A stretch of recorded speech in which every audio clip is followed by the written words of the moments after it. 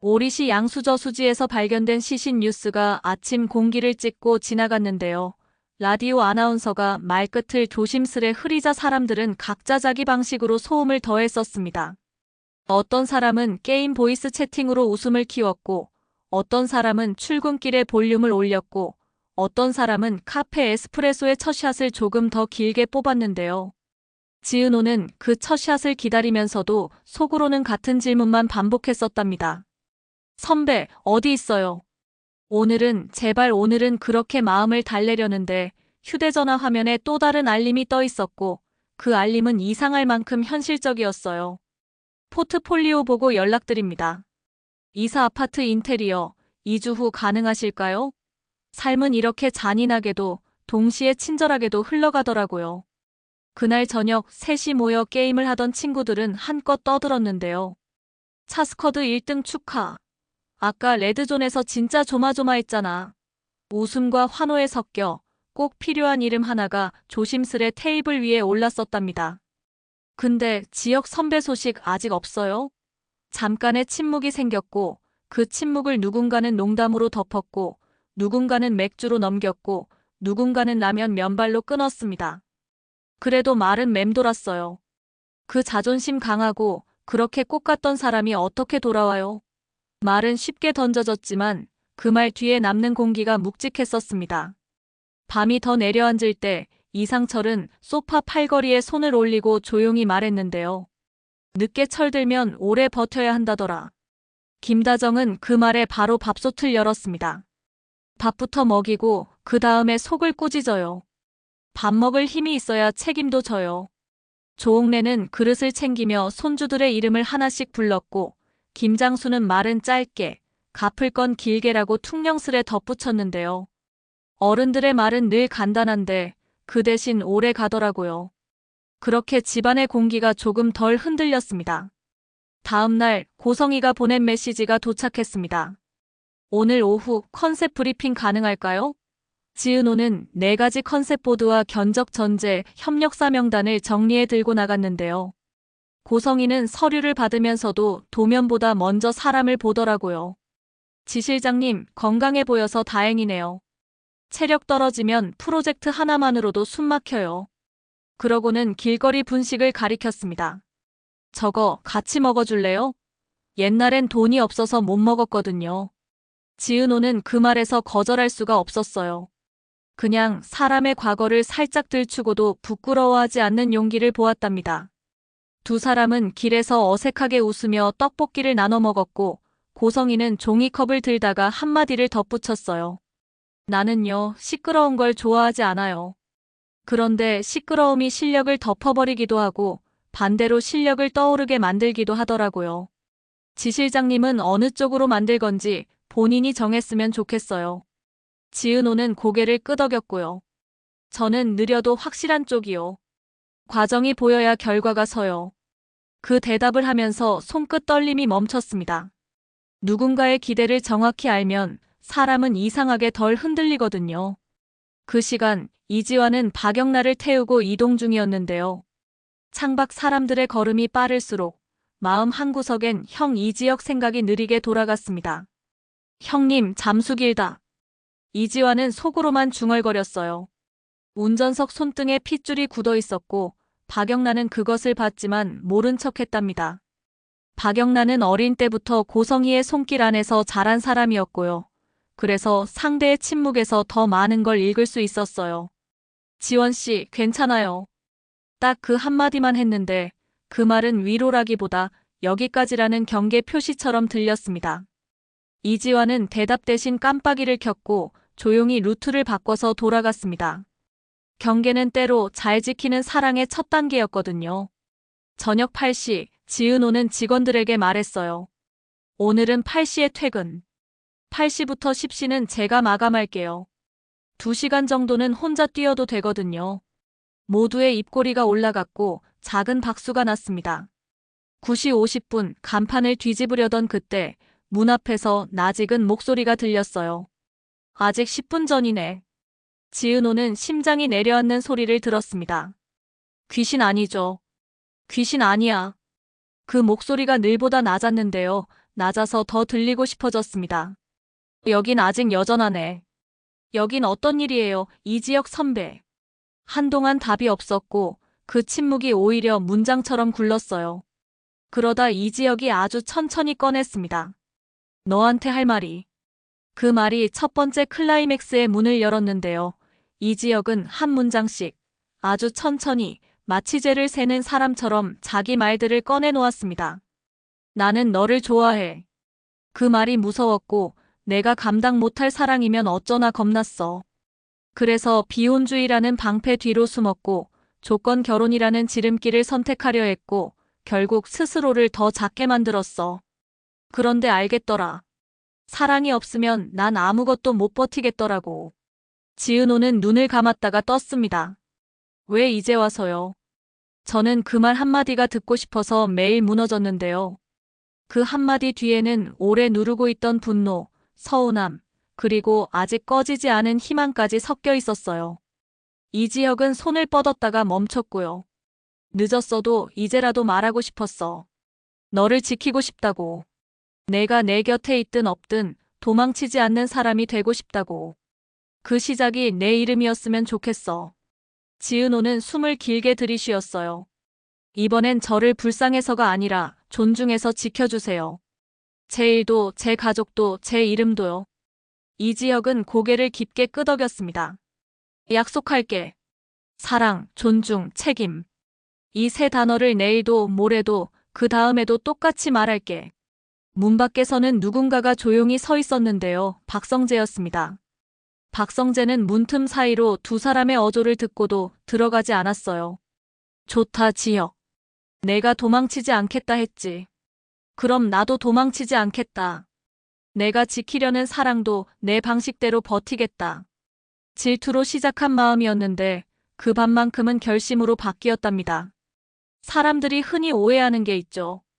누군가를 사랑해서 붙잡는 것과 누군가를 사랑해서 뒤에 서 있는 건 둘 다 사랑이라는 사실을요. 하지만 사랑의 약속을 꺼낸 그 다음 날부터 세상은 바로 시험지를 내밀었어요.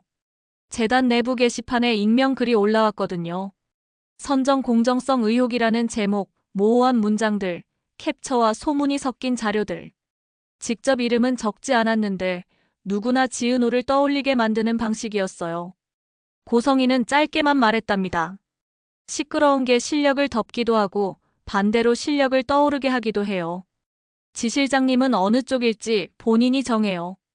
지은호는 바로 대응했어요. 절차 공개, 외부 검증 의뢰, 문서 열람 테이블 운영.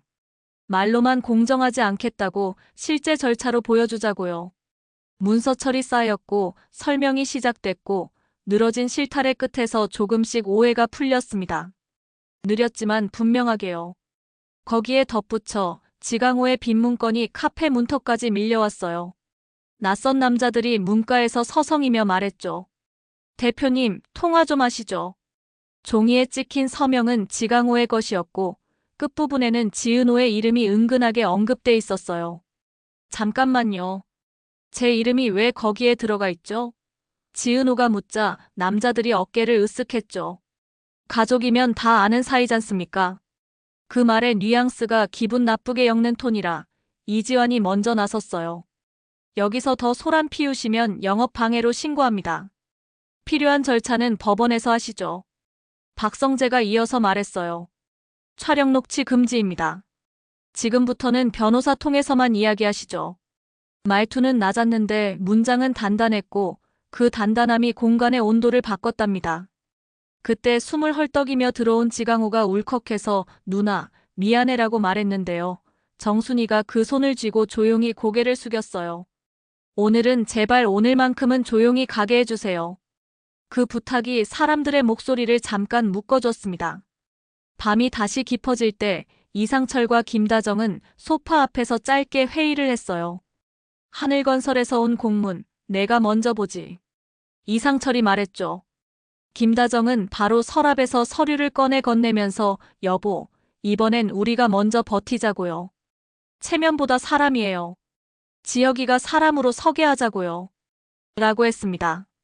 조옥래는 멀리서 손주 등을 툭툭 쳤고요. 밥 먹고 버텨라. 김장수는 특유의 투박함으로 덧붙였어요. 말은 짧게, 갚을 건 길게. 이게 우리가 애들한테 줄 수 있는 마지막 케어다. 어른의 어른다움이란 게 이런 거더라고요. 표정을 길게 설명하지 않는 대신 등을 오래 두드려주는 것. 다음 날 이지혁은 행동으로 약속을 보여주기 시작했어요. 재단에 공식 공문을 넣어 절차 공개와 외부 검증을 요청했고, 하늘건설 법무팀 공문엔 변호사 의견서를 붙여 회신 일정을 박았고, 채권자 측과는 법률 대리인을 통해서만 답변이라는 원칙을 분명히 했어요. 그리고 정순이에게 전화를 걸어 진술서 연습을 도왔답니다. 문장은 짧게, 사실만 순서대로. 감정은 뒤에. 그게 제일 빨리 설득됩니다. 정순이는 전화기 너머에서 울음을 삼켰고 고맙다는 말만 여러 번 반복했는데요. 그 고맙습니다에는 부끄러움과 안도와 서러움이 한꺼번에 들어있었어요. 사람이 흔들린 때 나오는 말은 대개 한 단어더라고요. 그 사이 고성이는 다른 방식으로 움직였어요. 재단 내부 감사단 인선을 시작했고 외부 평판이 좋은 전문가를 섭외했답니다. 노이즈를 없애는 가장 빠른 길은 투명성이라고 했죠. 그런데 고성이가 밤에 혼자 메모를 적을 때 의외의 이름을 같이 적어내려갔대요. 박진석 하늘건설 손해배상 사회적 평판 후속 리스크. 권력의 바람은 늘 여러 방향에서 불어오니까요. 고성이는 오래전부터 그 바람의 결을 읽는 사람이었고, 그래서 지금도 바람보다 먼저 흔들려보는 법을 알고 있었어요. 흔들려보는 사람만이 어디까지가 한계인지 미리 점칠 수 있거든요. 여기서 작은 반전 하나가 나왔어요. 익명의 공정성 의혹글의 원본 유통 경로를 추적해보니 처음 캡처 이미지를 외부 카페에 던진 사람이 하늘건설 협력사 직원의 계정과 연결돼 있었던 거예요. 물론 그게 곧바로 하늘건설의 의도라고 할 수는 없는데요. 의심은 합리적인 수준에서 충분히 가능한 상황이었죠. 박성재는 이 사실을 보고받고도 섣불리 흥분하지 않았어요. 오히려 조용히 숨을 고르고 말했답니다. 절차대로. 사람을 찌르는 소문에는 법으로 답한다. 질투 대신 원칙을 입에 올렸고 그 원칙이 스스로를 묶어주는 족쇄이자 버팀목이 되더라고요. 또 다른 반전의 씨앗은 지강호에게서 나왔어요. 지강호는 어느 날 밤 카페 뒤편에서 낯선 번호의 전화를 받았는데요. 형씨, 누나 이름 계속 쓰면 진짜 위험해진다. 돈 빌려준 쪽이 이제 누나가 운영하는 프로젝트를 타깃으로 바꾸려 하거든. 전화를 끊고 나니 손이 떨렸고 바로 정순이에게 달려가 울었습니다. 엄마, 나 무서워. 정순이는 그 말에 더 이상 야단치지 않았어요. 어른은 때로 야단보다 품을 먼저 꺼내야 할 때가 있거든요. 그 밤 정순이가 내린 결정은 간단했어요. 내가 먼저 사실을 공개한다. 다음 날 카페에 찾아온 그들은 다시는 비열한 미소를 짓지 못했는데요. 사실을 먼저 말한 사람이 가진 힘이 그 정도였어요. 숨기지 않고 말하는 용기, 그게 생각보다 많은 걸 바꿉니다. 이즈음, 이지환의 내면도 흔들렸습니다. 박영란을 지키는 일이 어느새 자신의 생활이 되어 있었는데요. 어느 골목에서 수상한 차가 따라붙었을 때 그는 고민하지 않았어요. 곧장 다른 길로 틀었고 차 번호를 기억했고 그날 저녁 메모책에 적었죠. 영라 동선 보안대체 루트 비상 연락망. 이지환은 누군가를 실질적으로 지키는 법을 알아가고 있었고 그 과정에서 자신이 한번 크게 상처받았던 관계를 천천히 놓아주는 법도 배우는 중이었어요. 사람은 이상하게도 누군가를 지키다 보면 자신을 조금씩 구출하더라고요. 밤은 길었지만 결국 새벽이 왔습니다. 오리시 양수저수지 뉴스는 뒷페이지로 밀렸고 대신 재단 감사단의 1차 발표가 나왔어요. 선정 절차의 형식적 문제 일부 확인, 본질적 특혜 없음, 추가 검증 진행. 욕할 사람은 여전히 욕했고 믿을 사람은 조금 더 믿었고 모르는 사람은 그냥 넘어갔어요. 세상이 보통 그렇게 움직여요. 그 와중에 하늘건설의 공문은 더 차갑게 변했고 손해배상 청구의 수치가 구체적으로 찍혀왔어요. 이지혁은 그 수치를 보고 잠깐 웃었답니다. 도망칠 이유가 또 생겼네. 그리고 곧장 고개를 저었어요. 근데 안 도망치겠다고 했지. 사람은 자기 말에 묶여 살 때가 가장 단단해지거든요. 이튿날 저녁 지은호와 이지혁은 카페 닫힌 뒤 테이블에 마주 앉았어요. 이지혁이 준비해온 파일의 맨 앞장에는 손글씨가 있었답니다. 사랑, 존중, 책임. 지은호는 그 글씨를 한참 만져보고 나서 자신의 공책을 꺼내 같은 단어를 적었어요. 저도요. 근데 하나 더요. 생활. 약속이 생활이 되지 않으면 오래 못 가요. 지혁은 고개를 끄덕였고 그날의 약속은 감정이 아닌 습관으로 묶여버렸습니다. 사람은 습관을 바꾸면 결국 삶을 바꾸는 거더라고요. 그 사이 이상철은 하늘건설 본사 쪽에 직접 연락을 넣었어요. 어른끼리 얘기합시다. 아이들 실수는 어른이 수습해야 하니까요. 박진석은 잠깐 웃고는 곧장 정색했답니다. 어른끼리 얘기하려면 어른의 책임부터 인정해야죠. 두 사람의 대화는 단단했고 길었고 아주 조금만 앞으로 갔지만요. 김다정은 집에서 전화기를 쥔 채 가만히 들었고 통화를 끊은 남편에게 말했어요. 여보, 결과가 바로 안 나와도 괜찮아요. 오늘은 오늘 버티는 걸로 충분해요. 그 말이 이상철의 어깨를 눌렀다가 다시 펴주더라고요. 자, 여기서 다음 회차를 위한 여지를 의도적으로 남겨둘게요. 첫째, 익명 게시글의 유통 경로가 하늘건설 협력사 계정과 엮인 흔적은 우연일까요? 아니면 누군가의 설계일까요? 둘째, 오리시 양수저수지 뉴스가 정말 타인의 비극일 뿐일까요? 아니면 아직 밝혀지지 않은 누군가의 경고일까요? 셋째, 고성이가 던진 실력을 떠오르게 만들겠다는 말은 단순한 후원이었을까요? 아니면 더 큰 무대를 향한 발판이자 시험이었을까요? 넷째, 이지환이 기록해둔 차 번호는 언젠가 결정적인 연결고리가 될까요? 다섯째, 박성재가 택한 버티는 사랑은 결국 누구를 살리고 누구를 아프게 만들까요? 오늘의 마지막 장면, 지은호가 물었어요. 선배, 그날의 다음 문장은 뭔가요? 이지혁이 숨을 길게 들이쉬고 말했어요. 나는 이제 도망치지 않겠다. 그리고 내 일을 내 이름으로 지키는 걸 내가 내 자리에서 돕겠다. 그 말은 고백이자 서약이었고 동시에 생활의 선언이었어요.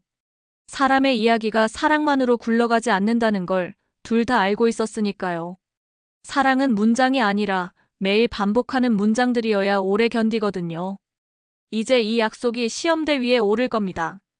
재단의 2차 발표, 하늘건설의 다음 공문, 지강호 문제의 법적 처리, 그리고 어딘가에서 여전히 흔들리고 있을 누군가의 마음.